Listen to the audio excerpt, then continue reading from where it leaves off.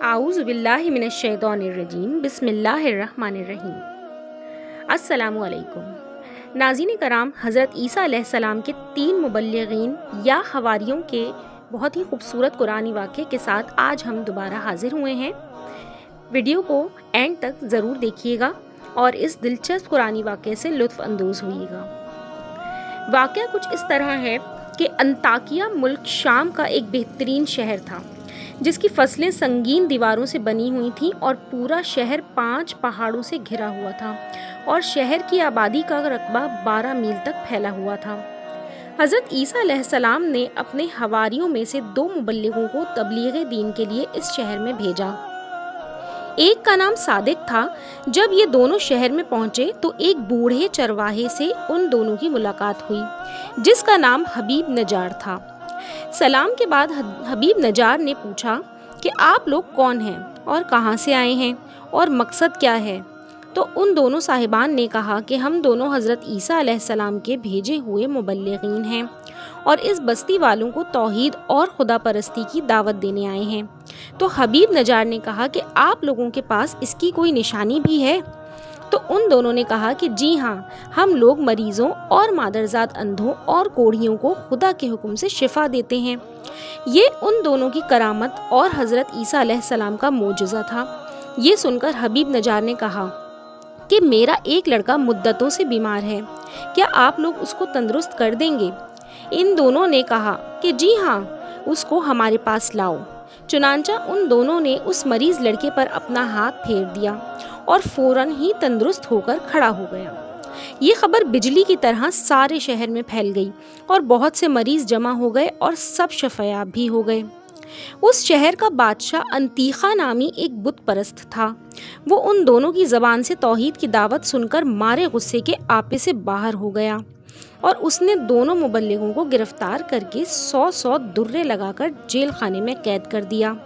اس کے بعد حضرت عیسیٰ علیہ السلام نے اپنے حواریوں کے سردار حضرت شمعون کو انطاکیہ بھیجا۔ آپ کسی طرح بادشاہ کے دربار میں پہنچ گئے اور بادشاہ سے کہا کہ آپ نے ہمارے 2 آدمیوں کو کوڑے لگا کر جیل خانے میں قید کر دیا ہے، کم سے کم آپ ان دونوں کی پوری بات سن تو لیتے۔ بادشاہ نے ان دونوں کو جیل خانے سے بلوا کر گفتگو شروع کی تو ان دونوں نے کہا کہ ہم یہی کہنے کے لیے آئے ہیں کہ تم لوگ ان بتوں کی عبادت کو چھوڑ کر خدائے واحد کی عبادت کرو جس نے تم کو اور تمہارے بتوں کو بھی پیدا کیا ہے۔ جب بادشاہ نے ان دونوں سے کوئی نشانی طلب کی تو ان دونوں صاحبوں نے ایک ایسے مادرزاد اندھے کو جس کے سر میں آنکھیں تھیں ہی نہیں ہاتھ پھیرا دیا تو اس کی پیشانی میں آنکھوں کے 2 سوراخ بن گئے۔ پھر ان دونوں صاحبوں نے مٹی کے 2 غلولے بنا کر ان سوراخوں میں رکھ کر دعا کر دی تو یہ دونوں غلولے آنکھیں بن کر روشن ہو گئے اور مادرزاد انکھیارا بن گیا۔ حضرت شمعون نے فرمایا کہ اے بادشاہ، کیا تمہارے بتوں میں بھی یہ قدرت ہے؟ بادشاہ نے کہا کہ نہیں تو۔ حضرت شمعون نے فرمایا کہ پھر تم اس خدا کی عبادت کیوں نہیں کرتے جو اسی قدرت والا ہے کہ اندھوں کو آنکھیں عطا فرما دیتا ہے؟ یہ سن کر بادشاہ نے کہا کہ کیا تمہارا خدا مردوں کو زندہ کر سکتا ہے؟ اگر وہ مردوں کو زندہ کر سکتا ہے تو ایک مردے کو زندہ کر دے جو میرے ایک دہقان کا لڑکا ہے اور وہ کئی روز سے مرا پڑا ہے اور میں نے اس کے باپ کے انتظار میں ابھی تک اس کو دفن نہیں کیا ہے۔ بادشاہ ان تینوں صاحبان کو لے کر لڑکے کی لاش کے پاس گیا۔ ان تینوں صاحبان نے دعا مانگی تو خدا کے حکم سے وہ مردہ زندہ ہو گیا اور بلند آواز سے کہا کہ میں بت پرست تھا تو میں مرنے کے بعد جہنم کی وادیوں میں داخل کیا گیا، لہٰذا میں تم لوگوں کو عذاب الہی سے ڈراتے ہوئے اللہ پر ایمان لانے کی دعوت دیتا ہوں اور تم لوگوں کو نصیحت کرتا ہوں کہ خدا کے پیغمبر عیسیٰ علیہ السلام کا کلمہ پڑھ کر ان تینوں مبلغین کی بات مان کر ان لوگوں کے ساتھ اچھا سلوک کرو، کیونکہ یہ تینوں صاحبان حضرت عیسیٰ علیہ السلام کے حواری اور ان کے فرستادے ہیں۔ یہ منظر دیکھ کر اور مردے کی تقریر سن کر سب کے سب حیران رہ گئے۔ اتنے میں حبیب نجار بھی دوڑتے ہوئے پہنچ گئے اور انہوں نے بھی بادشاہ اور سارے شہر والوں کو مبلغین کی تصدیق کے لیے پرزور تقریر کر کے آمادہ کر لیا۔ یہاں تک کہ بادشاہ اور اس کے تمام درباریوں نے ایمان کی دعوت قبول کر لی اور سب صاحب ایمان ہو گئے، مگر چند منحوس لوگ جو بتوں کی محبت میں عقل و ہوش کھو چکے تھے وہ ایمان نہیں لائے بلکہ حبیب نجار کو قتل کر دیا۔ تو ان مردودوں پر عذاب آیا اور لوگ عذاب الہی سے ہلاک کر دیے گئے۔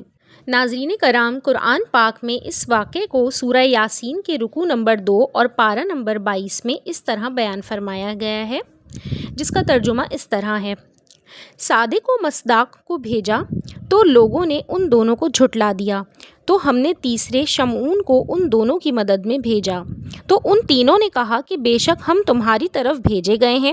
تو وہ لوگ بولے کہ تم تو بس ہمارے ہی جیسے آدمی ہو اور رحمان نے تو کچھ نازل ہی نہیں کیا ہے، تم لوگ تو نرے جھوٹے ہی ہو۔ ان تینوں نے کہا کہ ہمارا خدا جانتا ہے کہ بے شک ضرور ہم تمہاری طرف بھیجے گئے ہیں اور ہمارے ذمے تو بس کھلی ہوئی تبلیغ ہے۔ وہ لوگ بولے کہ ہم تمہیں منحوس جانتے ہیں، اگر تم تبلیغ سے باز نہ آئے تو ضرور ہم تم کو سنسار کر دیں گے اور تم کو ہماری طرف سے سخت مار پڑے گی۔ تو تینوں مبلغوں نے کہا کہ تمہاری نحوست تو تمہارے ساتھ ہے، کیا اس بات پر بدلتے ہو کہ تمہیں سمجھایا جا رہا ہے؟ یقیناً تم حد سے بڑھنے والے لوگ ہو۔ اور شہر کے کنارے سے ایک مرد حبیب نجار دوڑتا ہوا آیا اور کہا کہ اے میری قوم، تم ان فرستادوں کی پیروی کرو جو تم سے کچھ بھی نہیں مانگتے اور وہ ہدایت یافتہ ہیں۔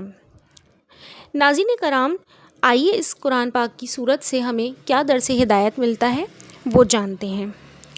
حضرت عیسیٰ علیہ السلام کے تینوں مبلغین یعنی صادق، مصداق اور شمعون کی سرگزشت اور تبلیغ دین کی راہ میں ان حضرات کی دشواریاں اور قید و بند کے مصائب اور ہوش ربا دھمکیوں کو دیکھ کر یہ سبق ملتا ہے کہ تبلیغ دین کرنے والوں کو بڑی بڑی مصیبتوں اور مشکلات کا سامنا کرنا پڑتا ہے، مگر جب آدمی اس راہ میں مستقل مزاج بن کر ثابت قدم رہتا ہے اور صبر و تحمل کے ساتھ اس دینی کام میں ڈٹا رہتا ہے تو اللہ تعالیٰ غیب سے اس کی کامیابی کا سامان پیدا فرما دیتا ہے۔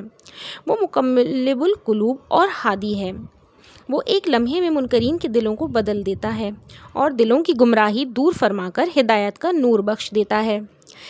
ناظرین کرام، اسی کے ساتھ آج کی ویڈیو کا اختتام ہوا۔ اگر آپ کو ہماری ویڈیو پسند آئی ہو تو ہمارے چینل کو لائک، شیئر اور سبسکرائب ضرور کیجیے گا۔ آج کی ویڈیو ہم اسی دعا پر اختتام کرتے ہیں کہ اللہ پاک ہم سب کو قرآن پاک کو اچھی طریقے سے پڑھنے اور اس کو سمجھ کر دوسروں تک بھی پہنچانے کی توفیق عطا فرمائے۔ اللہ پاک آپ سب کا حامی و ناصر ہو۔ ملتے ہیں انشاءاللہ اگلی ویڈیو میں، جب تک کے لیے ہمیں دیجیے اجازت۔ السلام علیکم، جزاکم اللہ خیرا۔